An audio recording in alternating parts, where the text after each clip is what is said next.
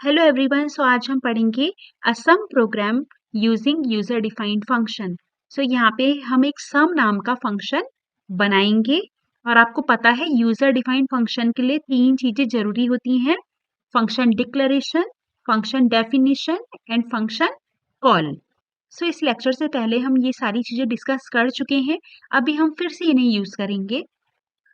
मुझे अगर सम नाम का फंक्शन बनाना है तो मैं सिंपली लिख दूंगी सम, और ये एक फंक्शन है तो like this and semi colon. ये मेरा क्या रिप्रेजेंट कर रहा है? एक फंक्शन है क्योंकि इसके आगे पैरेंथेसिस लगा है। अब ब्रैकेट के अंदर जो वैल्यू आती है, these are known as parameters. ये इसके पैरामीटर है, इन्हें हम आर्गुमेंट भी कहते हैं। यहाँ पे सम करने के लिए आपको मिनिमम 2 नंबर की रिक्वायरमेंट होती है। आप 3 नंबर का सम भी कर सकते हैं और उससे ज्यादा भी कर सकते हैं। तो यहाँ पे आपको बताना होता है कि कैसे नंबर्स का आप सम कराने वाले हैं। तो सपोज मैं 2 इंटीजर का सम करा रही हूँ, तो मैं यहाँ पे लिख दूंगी int comma int like this. इसका मतलब है सम, ये मेरा एक फंक्शन बन चुका है जो कि 2 इंटीजर को एक्सेप्ट करेगा, राइट। और इसको मैं ऐसे भी लिख सकती हूँ, इंट एक्स और इंट वाई। अभी भी इसका सेम मीनिंग है। इंट एक्स कोई नंबर हो सकता है और इंट वाई भी कोई नंबर हो सकता है। तो ये है आपके फॉर्मल पैरामीटर्स, राइट। इसको हम फॉर्मल पैरामीटर कहते हैं। So I am writing here formal parameter और फॉर्मल आर्गुमेंट्स। अब आपको पता है कि जब हम 2 इंटीजर का सम कराते हैं तो वापस भी आपको एक इंटीजर ही मिलता है। तो इस फंक्शन के आगे जो रिटर्न टाइप है वो भी क्या आ जाएगा? आपका इंट। अब ये फंक्शन डिक्लेरेशन आपका कंप्लीट हो चुका है थर्ड लाइन में। तो सबसे पहले हम रिटर्न टाइप लिख चुके हैं इंट, फिर फंक्शन का नाम और फिर इसके अंदर इसके फॉर्मल पैरामीटर्स। इस फंक्शन के अकॉर्डिंग ये सम नाम का फंक्शन आपके 2 इंटीजर वैल्यू को लेगा और वापस भी क्या कराएगा? इंटीजर ही कराएगा। सबसे पहले हमने लिखा है रिटर्न टाइप, फिर फंक्शन का नाम, और इसके अंदर पैरामीटर हो भी सकते हैं और नहीं भी हो सकते हैं, राइट। अब एक नई चीज हम यहाँ पे डिस्कस करेंगे, ये तो हमारा फंक्शन डिक्लेरेशन था, राइट। लास्ट प्रोग्राम में तो हमने पहले फंक्शन डिक्लेरेशन किया था, फिर मेन फंक्शन लिखा था, फिर डेफिनेशन दी थी। अब अगर हम क्या करें, यहीं पे ही डेफिनेशन स्टार्ट कर दें। आपको पता है फंक्शन डिक्लेरेशन, फंक्शन डेफिनेशन, ये फर्स्ट लाइन क्या होती है? हमेशा सेम होती है, राइट। तो यहाँ पे मैं फंक्शन डेफिनेशन ही कंटिन्यू कर रही हूँ। तो यहाँ पे मैं इसके साथ यहाँ पे लिख रही हूँ फंक्शन डेफिनेशन। तो अगर हम मेन फंक्शन से पहले फंक्शन डेफिनेशन दें तो हमें फंक्शन डिक्लेरेशन करना जरूरी नहीं होता है, क्योंकि फंक्शन डिक्लेरेशन किस लिए होता है? मेन फंक्शन को इन्फॉर्म करने के लिए कि इस नाम का फंक्शन हम यूज करने वाले हैं। और अगर आप पहले से ही पूरी डेफिनेशन प्रोवाइड कर रहे हैं तो आपको डिक्लेरेशन करने की जरूरत नहीं है। आप डिक्लेरेशन कर भी सकते हैं, बट अगर नहीं भी करेंगे तो कोई प्रॉब्लम नहीं है।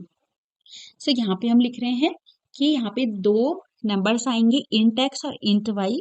अब इसको जो सम करेगा वो होगा एक वेरिएबल एस। तो मैं यहाँ पे लिख रही हूँ इंट एस लाइक दिस, और यहाँ पे एस कितना होना चाहिए? X plus Y.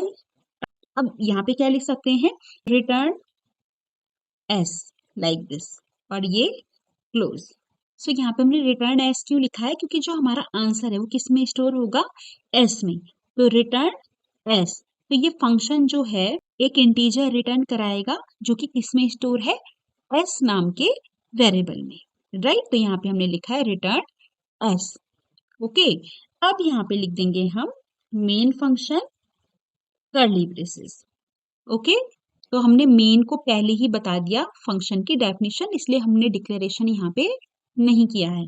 अब हम लिख देंगे यहाँ पे int A comma B comma S like this, और सिंपली प्रिंट करा देंगे enter the value of A like this and scanf percentile D and A और printf enter the value of b like this और scanf percentile d and b इस तरह से, और यहाँ पे मैं दे देती हूँ /n, राइट।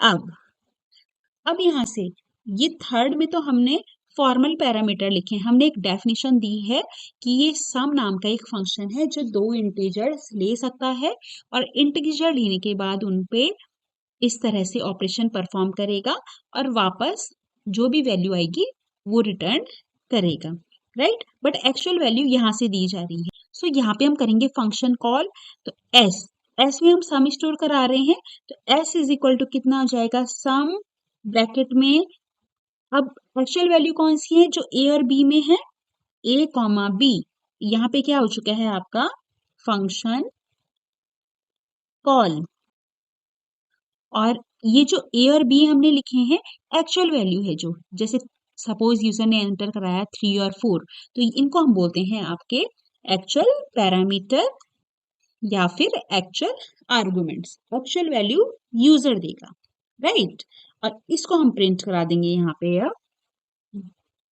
लाइक दिस, और इस ब्रैकेट को हम कर देंगे क्लोज, राइट।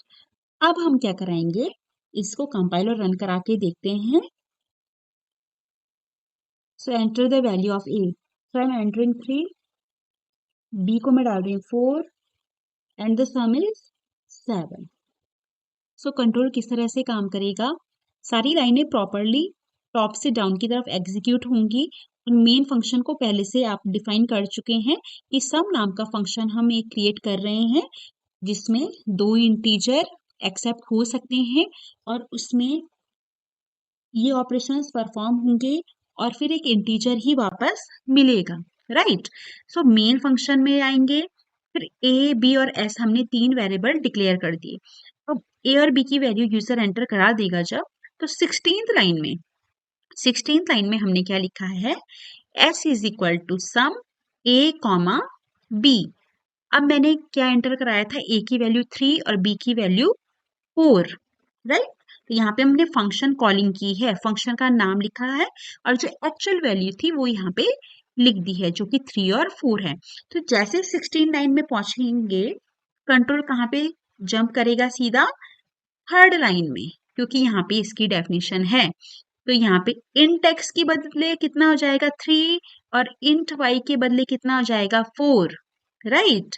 तो यहाँ पे एस कितना हो जाएगा, इस लाइन में 6 लाइन में एस की वैल्यू हो जाएगी 3 + 4 मतलब 7, और ये फंक्शन जो हमारा सम नाम का फंक्शन है ये कितना रिटर्न करेगा, रिटर्न एस मतलब रिटर्न 7। तो एस की वैल्यू यहाँ पे 16th लाइन में कितनी स्टोर हो जाएगी, 7, और इसको हम 17th लाइन में क्या करा रहे हैं, प्रिंट करा रहे हैं। सिंपल इस तरह से एक यूजर डिफाइंड फंक्शन हम यहाँ पे क्रिएट कर सकते हैं।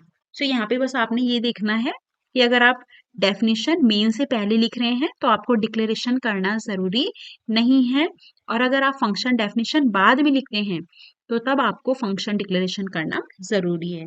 और दूसरी चीज, जो फंक्शन डेफिनेशन में आते हैं उसको हम कहते हैं फॉर्मल पैरामीटर, जो कि यहाँ पे इंट एक्स और इंट वाई है, जिसकी वैल्यू कुछ भी हो सकती है। और जो फंक्शन कॉल में यूज होते हैं वो होते हैं आपके एक्चुअल पैरामीटर, जैसे कि यहाँ पे ए और बी है। So hope you understand this concept. So thank you for watching this video. Please like, share and subscribe my channel.